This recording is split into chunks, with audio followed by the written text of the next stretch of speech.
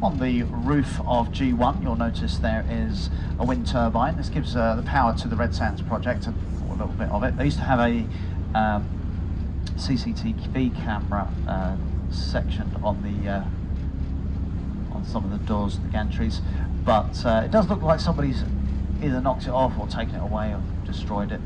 Sadly, we do get people that come out to the towers, try and go up inside them. The last story we heard of was actually during our first lockdown. We had some guys decide to launch their speedboats in Herne Bay. They came out, managed to board the towers. They went up there, had a midnight party, and when they woke up in the mornings, their speedboats had drifted off, got stranded out here. They put out a little help call, Mayday, and they were rescued eventually by the RMLI, taken ashore at South Sheerness, and were met by Kent Police. A nice hefty fine.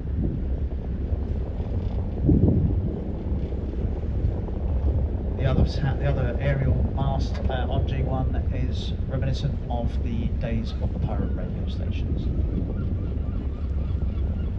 So whilst the Redsand Towers is, I think, probably one of the best preserved of all of the forts, if we're looking down towards the shivering sands, you'll notice there that we've got 5 towers that's standing above the water surface, and whilst the Beaufort's tower and the command tower are in transit with each other, one hides the other. There's actually 6 towers still standing. In fact, if you have a pair of binoculars, you can look down between the body of the fort and the searchlight tower that stands to the north. You'll see a couple of little stumps sticking up. One of the towers was hit in 1963 by a Swedish bulk carrier, and it pushed it over, sent it to the riverbed. So only 6 towers remain standing on the shivering sands. I believe what a great view we have of the Knock John today. So you can almost see it standing there over the water surface on the horizon, standing there, I almost think like a Chinese pagoda. You can see right through that arch there, all the way through underneath the body of the fort. So remember, that was a big concrete barge, big square concrete barge. It had 2 columns rising up from that deck, from the concrete barge. Then you had the single spanning deck across the top, 2 Beaufort guns over each side, and of the lookout tower that resembled a bit like a lighthouse in the middle. The Knock John, one of the naval forts, again designed by Guy Maunsell. And all of these forts built up at Gravesend at Red Lion Wharf.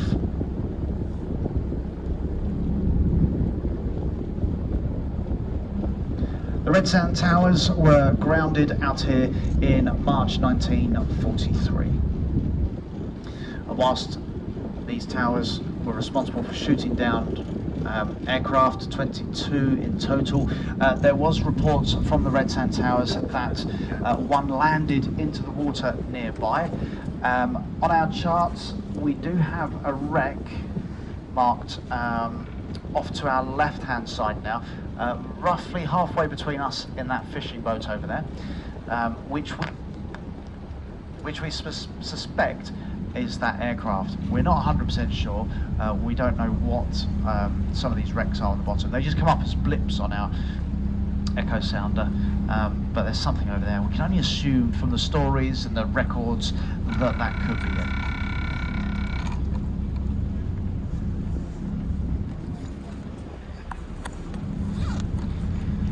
Right, so I'm going to be turning the boat around. We're going to go around the towers in the opposite direction. I mean, we've already been out here nearly 20 minutes now. So let's place the towers on our left-hand side for a short period, and we'll go around the other way. I still haven't managed to see the peregrine falcon. Perhaps he's not here. Perhaps he might be nesting inside one of the towers. Do keep your eyes peeled.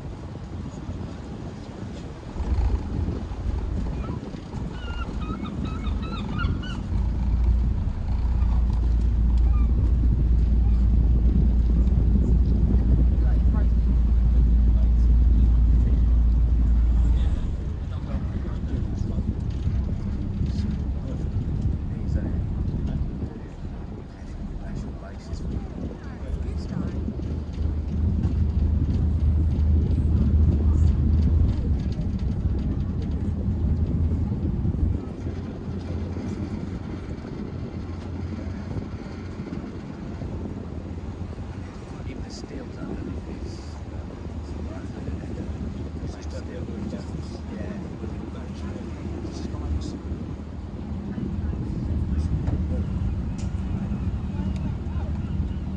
turned just at the right time.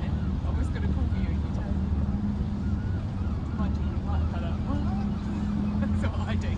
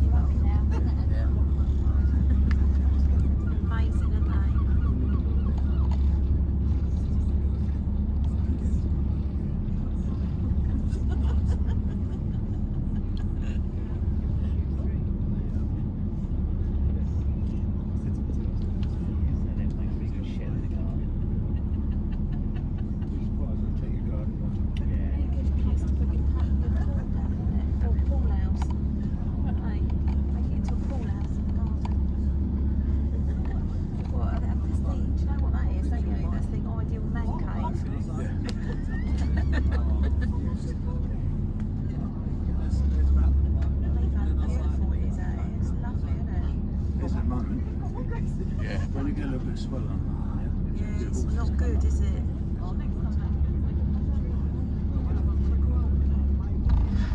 Okay, ladies and gentlemen, we're now thinking about starting to make our way back in towards Queenborough. Of course, we still have a stop at the SS Richard Montgomery to make.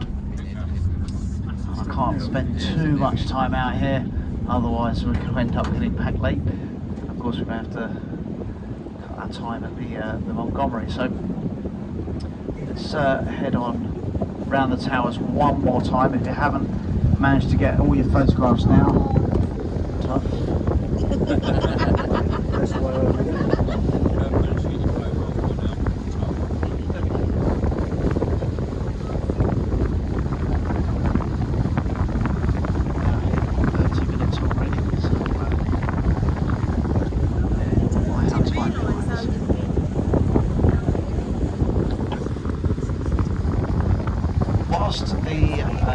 the towers are not lit today. They're all during the hours of darkness. They are pitch black. Very rare to see them. They have marked the towers to the south of the channel with a red buoy. So obviously ships see the red buoy. They don't necessarily see the towers at night. In times of fog, they've equipped the buoy with a bell to warn any shipping not to come too close. So what we're going to do is, before we leave, we're going to see if we can make the bell.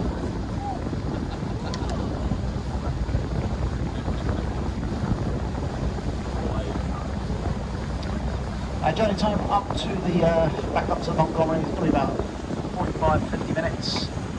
Just going against the last of the outgoing tide now. Very shortly it's going to be turning.